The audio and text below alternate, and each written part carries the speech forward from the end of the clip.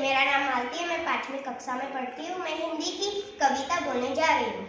नमस्ते, मेरा नाम वीवा है। मैं 5वीं कक्षा में पढ़ती हूँ। मैं हिंदी की कविता पढ़ने जा रही हूँ। नमस्ते, मेरा नाम प्रतीक है। मैं 5वीं कक्षा में पढ़ता हूँ। मैं हिंदी की कविता बोलने जा रहा हूँ। फूलों से नीक हंसना सीखो, भंवरों से नीक गाना, तरों की झुकी डालियों से नीक सीखो शीश झुकाना। सीख हवा के झोंकों से लो कोमल भाव बहाना, दूध तथा पानी से सीखो मिलना और मिलाना। सूरज की किरणों से सीखो जगना और जगाना, लता और पेड़ों से सीखो सबको गले लगाना। मछली से सीखो स्वदेश के लिए तड़प कर बनना, पतझड़ के पेड़ों से सीखो दुख में धीरज धरना। पीपल से सीखो जितना हो सके अंधेरे को हरना, पृथ्वी से सीखो प्राणी की सच्ची सेवा करना।